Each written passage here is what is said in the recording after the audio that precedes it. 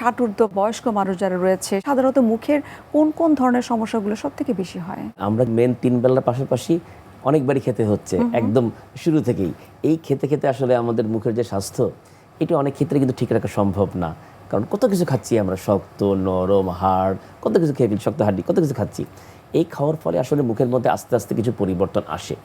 প্রথম হচ্ছে দাঁতের ক্ষয় হয়ে যায়, আমরা অ্যাট্রিশন বলে থাকি। এই চর্বণের যে জায়গাটি, সেই জায়গাটি আস্তে আস্তে অনেকের ক্ষয় হয়ে যায়, সমান হয়ে তা শুরু করে। আইসক্রিম খেলে, মিষ্টি খেলে উফ করে ওঠে বয়স্করা, দাঁতে শিরশির করে ধরে বসছে, খুব কমিউনিটি।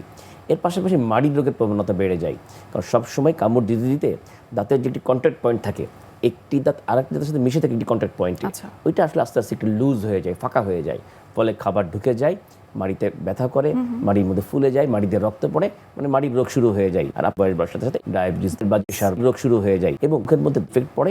এগুলোর জন্য যে ওষুধ সেবন করতে হয়, সেখান থেকেও মুখের স্বাস্থ্য নষ্ট হওয়ার একটি অনেক বড় ধরনের কারণ হিসেবে আমরা চিহ্নিত করি। যারা বিভিন্ন ধরনের ঔষধ গ্রহণ করছে, যেমন ডায়াবেটিস, কিডনি জনিত সমস্যা, কার্ডিয়াক রিলেটেড প্রবলেম, ক্ষেত্রে তার ক্যান্সার থাকে, তো তারা কি কি জটিলতা সেখান থেকে আসলে হতে পারে? যেমন যাদের উচ্চ রক্তচাপ রয়েছে, তাদের অনেক ওষুধই মুখে ড্রাইনেস তৈরি করে, মানে মুখের শুষ্কতা তৈরি হয়ে যায় এবং মাড়ি ফুলে যেতে সাহায্য করে। বিশেষ করে ক্যালসিয়াম চ্যানেল ব্লকার খুব কমিউনিটি ওষুধ ব্লাড প্রেশারের কারণে। বিষণ্ণতার ম্যাক্সিমাম ওষুধই কিন্তু মুখকে ড্রাই করে। ড্রাইনেস হলে মুখের নানা রোগ খুব কমন, সব ধরনের রোগ, আপনি ডেন্টাল ক্যারিজ বা গর্ত বলেন, মাড়ির রোগ বলেন, মুখের জ্বালাপোড়া, সব কিছু কিন্তু এই ড্রাইনেসের মধ্যেই আসলে পড়ে যায়।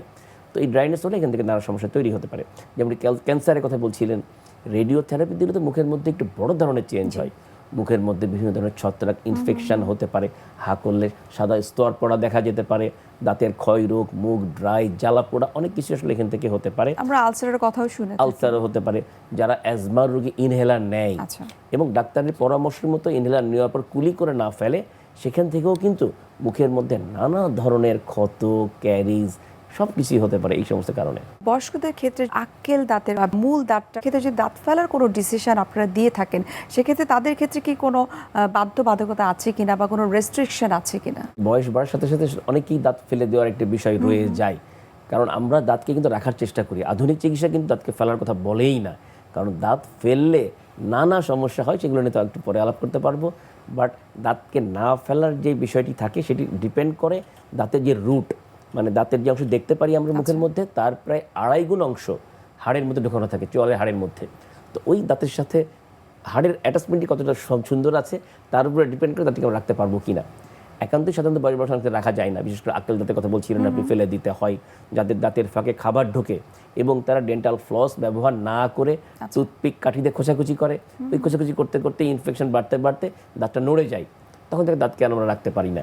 দাঁতের গর্ত হয়ে গেছে, শুরুতে চিকিৎসা না করে বসে আছি, ওই দাঁত থেকে ইনফেকশন যে দাঁতের গোড়ায়, যে দাঁতের সাথে হাড়ের যে অ্যাটাচমেন্ট আগে বলছিলাম, নষ্ট করে ফেলতে পারে, দাঁতকে ফেলে দিতে হতে পারে। তো দাঁত ফেলে দেওয়ার ক্ষেত্রে বয়স্কের ক্ষেত্রে আমাদের একটু সাবধানতা অবলম্বন করতে হয়, বিশেষ করে সে কী কী ওষুধ খায়।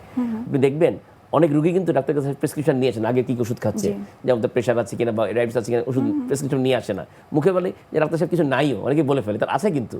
আমার নিজেরই এরকম অনেক অভিজ্ঞতা আছে, আমরা অনেকবার জিজ্ঞেস করলেও রুগীরা বলে না। রোগীরা মনে করে যে ডায়াবেটিসের মুখের চিকিৎসা করলে সমস্যা কী, বাট প্রত্যেকটা রোগীর সাথেই কিন্তু বা প্রত্যেক রোগের সাথে কিন্তু এই দাঁতের চিকিৎসার একদম প্রত্যক্ষ সম্পর্ক রয়েছে। যেমন ইকোস্প্রিন বা রক্ত পাতলা হওয়ার ওষুধ কিন্তু অনেকেই খায়, এটা যদি সে ডাক্তারকে না বলে, তাৎক্ষণিক রোগীর যে কোনো চিকিৎসায় বড় ধরনের অপূরণীয় ক্ষতি হতে পারে। এটা বলতে হবে।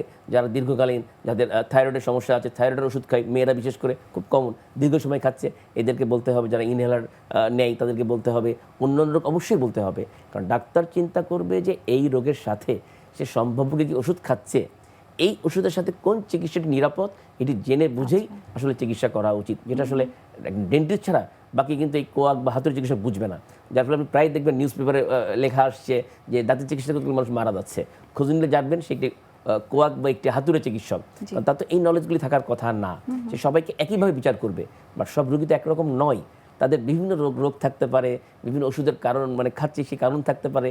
না বুঝে না জেনে ডেন্টাল সিম্পল স্কেলিং থেকেও বড় ধরনের ক্ষতি হতে পারে।